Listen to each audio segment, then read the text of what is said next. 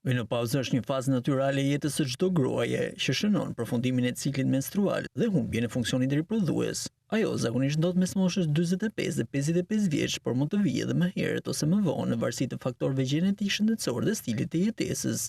Gjatë kësaj periudhe, organizmi i gruas përjeton ndryshime hormonale të dukshme, si ulja e estrogenit që ndikon në trup dhe mendje. Shumë gra përjetojnë valë nxehtësie, pagjumësi, ndryshime të humorit, irritim, ankth dhe ndjeshmëri emocionale. Lëkura mund të bëhet më e thatë dhe flokët më të hollë, si dhe kockat më të brishta.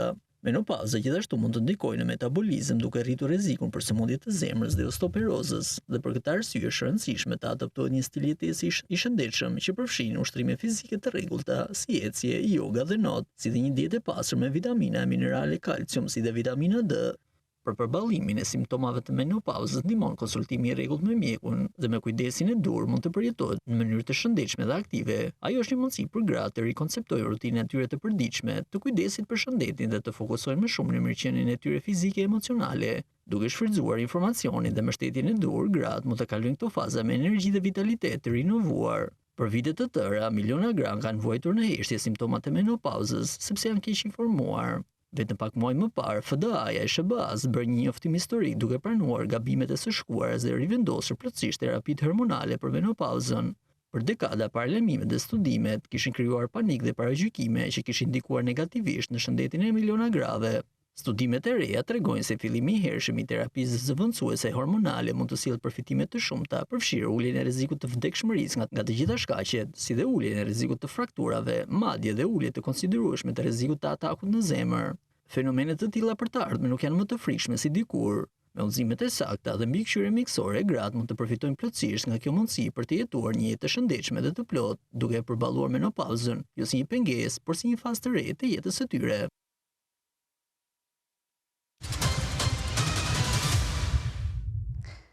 E pra, në këtë pjesë të dytë të këtij transmetimi të drejtë për drejtë, do të flasim për një temë që, siç e thash, ka qenë tabu për shumë kohë dhe vazhdon të mbetet e tillë.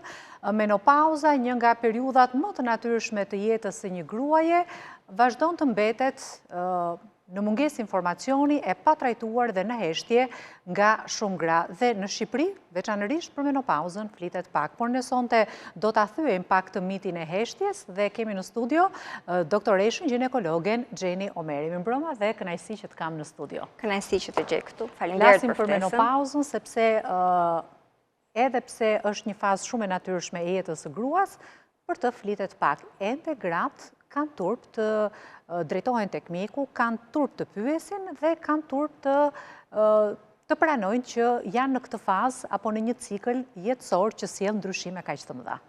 Kjo është shumë e vërtetë në fakt. Është një konstatim që ne jo vetëm në rrethin tonë shoqëror e vëmë re, por edhe në përditshmërinë tonë si ginekolog.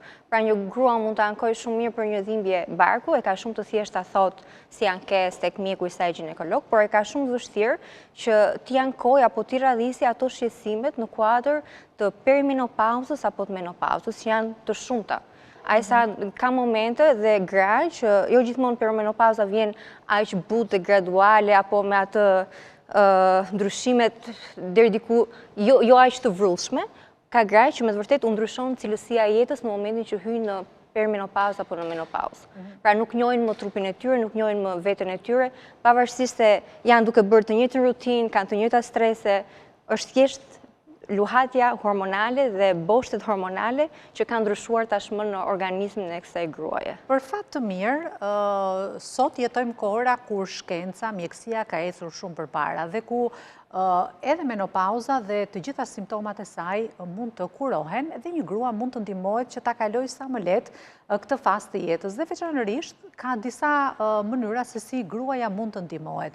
Veçanërisht ne e përmendëm edhe në insert është ky trajtimi me hormone që deri pak kohë më parë konsiderohej i gabuar sepse dhe i rrezikshëm sepse mund të ndikonte tek sëmundje kanceroze te gratë. Por për fat të mirë, FDA, që është Agjencia Amerikane e Barnave, më në fund e ka ndryshuar të gjithë situatën. Po, në fakt, kjo ka një lëvizje të gjerë gati për këto 2-3 vitesh të fundit, të gruas në tërësi dhe të mjekëve ginekologe dhe urologe që janë përfshirë në këtë fushatën e studimeve më të fundit dhe që i bën kërkesë në FDS që të rishikoj dhe njëherë efektet anësor të terapisë hormonale zëvendësuese. Sepse gjithmonë ka qenë lidhur që estrogeni shtesi terapi hormonale zëvendësuese ka risk për kancer gjiri ose shkakton, ishte më saktë një sikur shkakton të kancer gjiri. Por në fakt u pa që ti kancerin e gjirit dhe kete gruaja në menopauzë nuk po merr të fare terapi hormonale zëvendësuese. Gruaja në menopauzë nuk ka më fare estrogen. Dhe kjo tashmë është hedhur poshtë.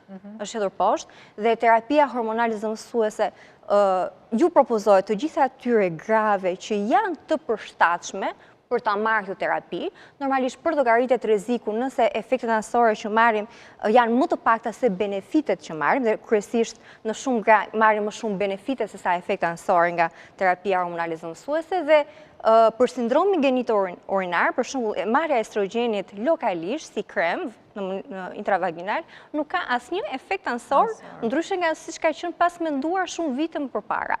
Dhe dua ta përmend këtu gruan e shkret që për një infeksion urinar në menopauzë shkonte nga mjeku familjes, pastaj tek urologu, tek ginekologu, në të gjitha këto raste merrte antibiotik dhe shqetësimet ishin po të njëjtat.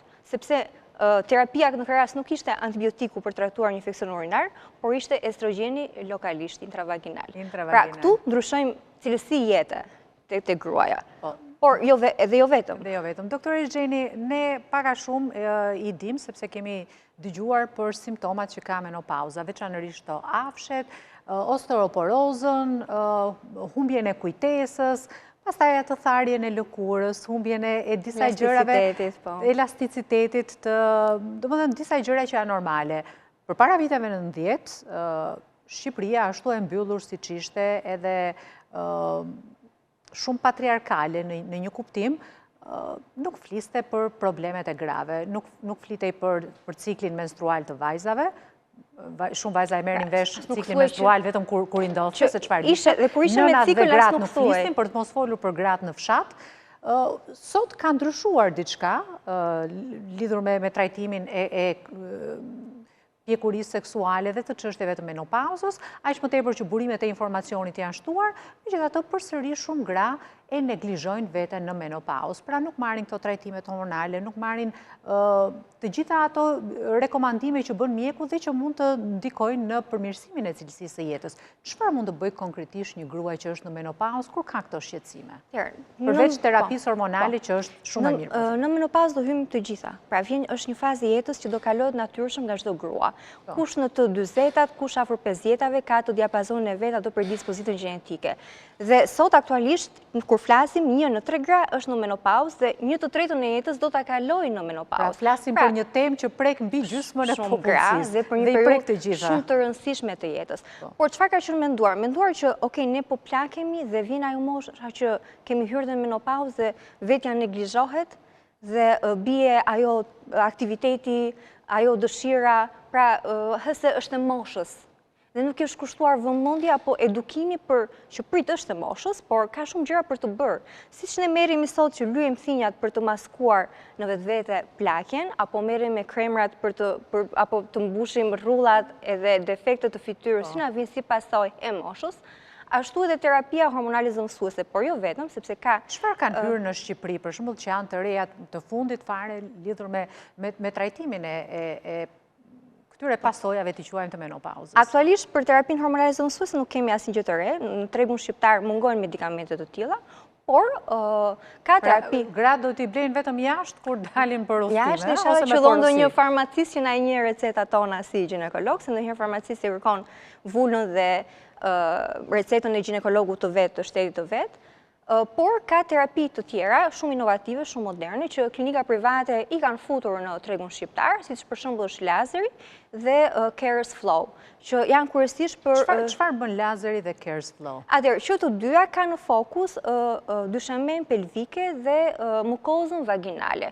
Pra, siç do bëj krahasim me lëkurën tonë që humbet elasticitetin dhe fillojnë ato rrudha dhe tharja e lëkurës, që nëse ti se mirëmban, normalisht do fillojnë ato problemet e veta, ashtu edhe dyshemëja pelvike nëse ti nuk e mirëmban, ka ato problemet e veta, si që janë urinimi shpesh, urinimi me djegje, infeksion urinare përsëritura, rrëshqitje të vezikës së urinës, rëshitje të problemeve të tjera që lidhen me rëshitjen e organeve që mban kjo dyshemia pelvike, sepse menopauza bie tonusi, bie elasticiteti, bie kolagjeni dhe normalisht kjo ndihet edhe më shumë. Dhe ne njohim gjitha këto probleme si tharja mukozës vulvovaginale një si sindromi genitourinar, sepse nuk është se përmirësohet me kalimin e kohës, përkundrazi përkeqësohet. Pra nëse ti nuk kujdesesh, do vi një moment që ndonjëherë dhe terapia mezi të bën efekt dhe të cënon në cilësinë e jetës. Pra nuk ndihesh mirë.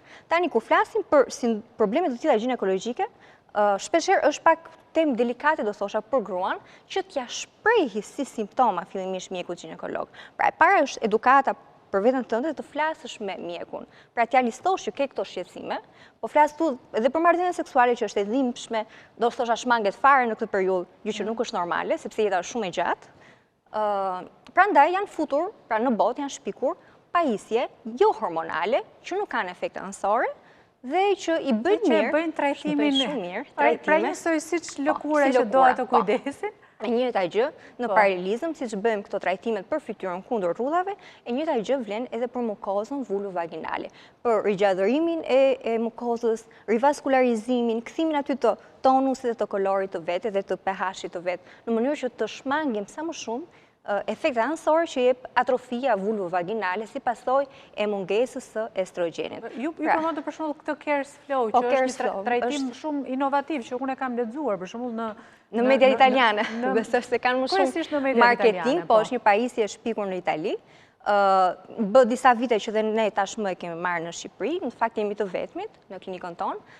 Është një pajisje që kombinon dy element natyral, oksigjenin me presion të lartë dhe acidin hyaluronik. Për acidin hyaluronik, besoj nuk është e nevojshme fare që të flas, sepse është ndër përbërësit kryesorë të kremrave për rivaskularizmin, hidratimin e mukozës, të njëjtën gjë bën edhe në mukozën vulvovaginale, ndërsa oksigjeni me presion të lartë ka efekt antibakterial, kështu që bën shumë mirë dhe për këto infeksionet përsëritse, si pasojë ndryshimit të pH-it që ndodh në menopauzë. Po, doktor Gjeni, ju keni kontakt me gratë, me zonjat që janë afër periudhës së menopauzës, pra në atë perimenopauzë.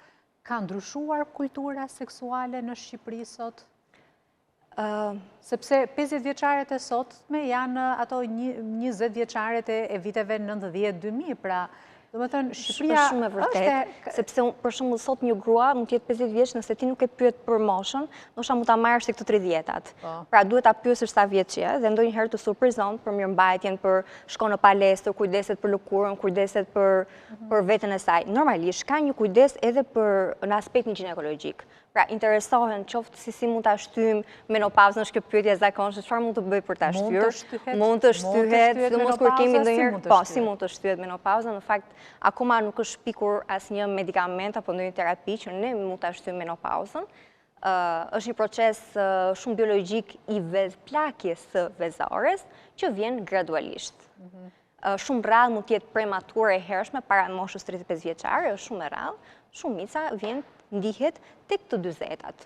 Pra pas 35-ave fillon ajo rënja graduale e progesteronit dhe pastaj ky kaosi hormonal që njihet si perimenopauza, që quhet kaos hormonal sepse ndonjëherë na merr rutina e punës dhe nuk i kushtojmë vëmendje vetes, por që tek çrregullimet që prekin sistemin nervor si pagjumësi, afshe, irritim, gjendje ankthi, brain fog i themi ndonjëherë nuk mban mend ose nuk përqendrohesh dot. Pra të gjitha këto nuk është se s'kan asnjë shkak, në vetvete është gjithë ky kaosi hormonal. Dhe pastaj prekja e traktit genitourinar dhe efektet afatgjata te gruaja që futet kur ka disa vite në menopauzë është që prek sistemin muskuloskeletik. Çka do thot? Ne humbasim masë kockore.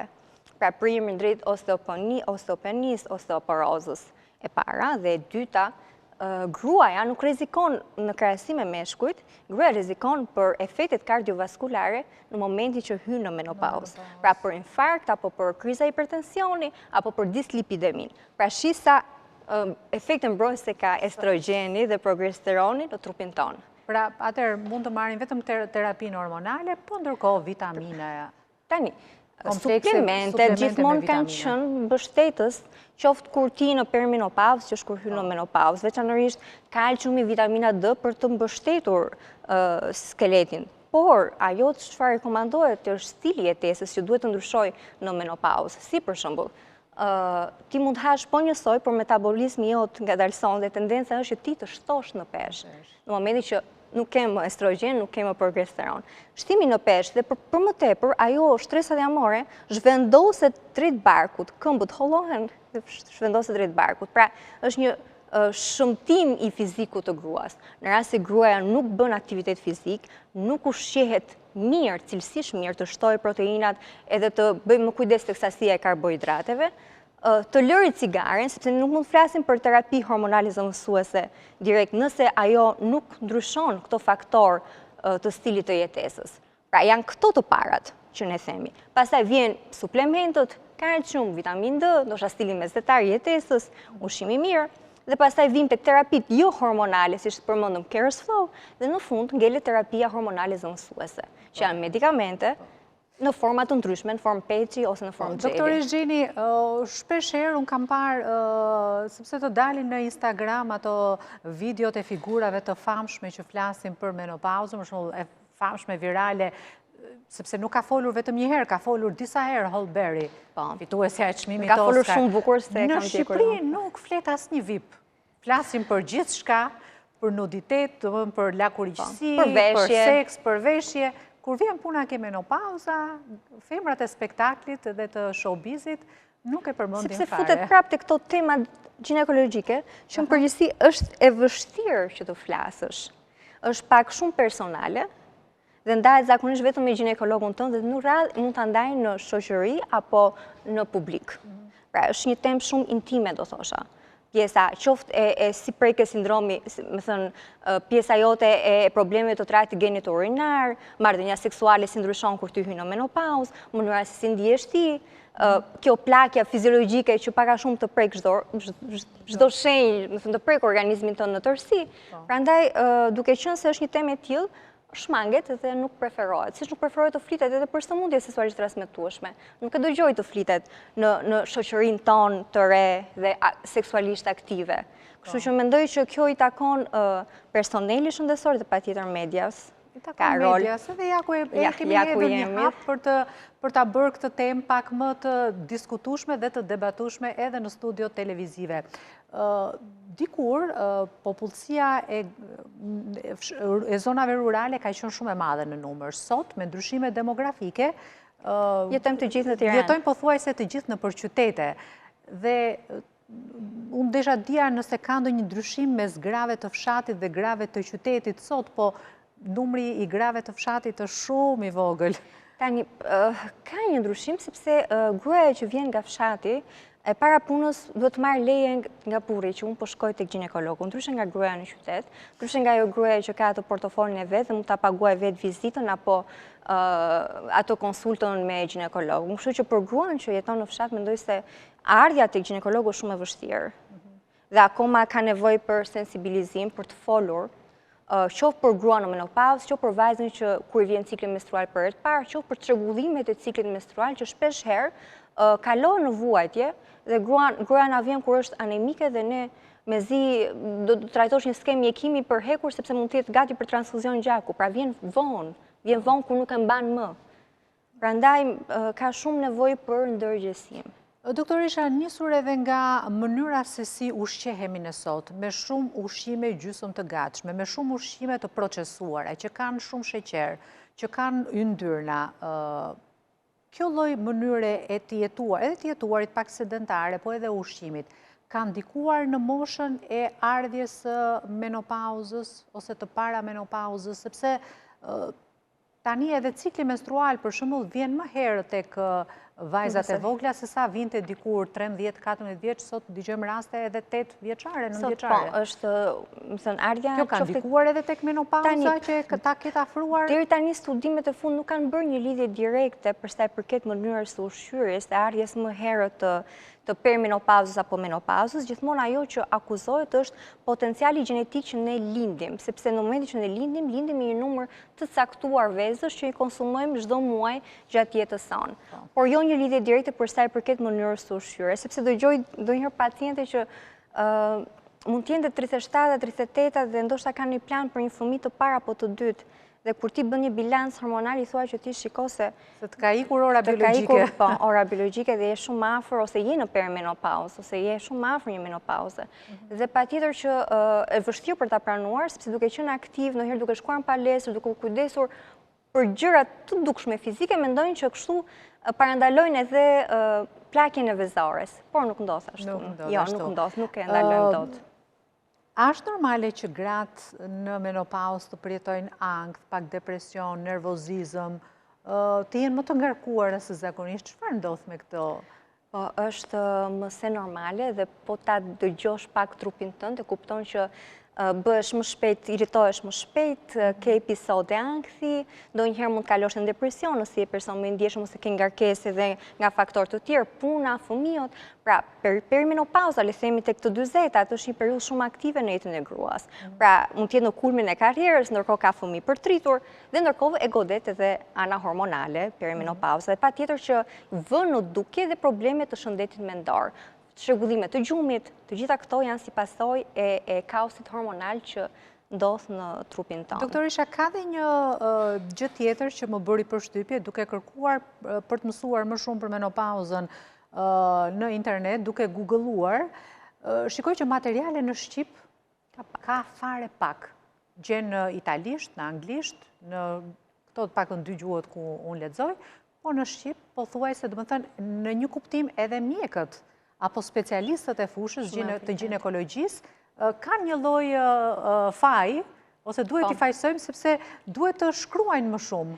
Në fakt, kudo në botë, mungojnë manualet, kudo në botë, për sa i përket nëse do të jetomi shkencës dhe fushës së ginekologjisë, shkencëtarët kanë një lloj faji për sa i përket studimeve që janë bërë në ciklin e riprodhues të gruas apo në përmenopauzën, sepse mendoni kemi ecur për vite të tëra me idenë që të marrësh terapi hormonale zonësuese të shkakton kancer gjiri, ndërkohë që nuk është fare e vërtetë, që më në fund në 2026, dhe kjo jo fal meshkujve, fal meritës të një grupi grash, qofshin këto Hollywoodit, siç përmendëm aktoren, apo mjekë ginekologe që kanë bërë këtë lëvizjen e madhe dhe i çuan kërkesën në FDA, rishiko edhe një herë trajtimin për menopauzën. Ishte një gjë e jashtëzakonshme që FDA të dilte kundër vetes edhe. Po, më në fund, sepse në çdo vend të botës gjithmonë menopauza është parë si ajo periudha fiziologjike, normale, le ta kalojnë të gjithë, po do bëj të vetën, po s'ka gjë, po forca me yoga, mjekësia ka ecur shumë përpara dhe mund të tregojni të kujdesshme me trupin tuaj dhe të përdorni të gjitha terapit apo ato sugjerime që tha doktoresha për ta kaluar në mënyrë sa më të natyrshme dhe sa më të lehtë këtë periudhë kaq të rëndësishme të jetës tuaj. Doktoresh Xheni, faleminderit shumë që ishe në studio dhe që folëm për menopauzën. Jo më një temë tabu dhe nuk kap se të jetë tabu.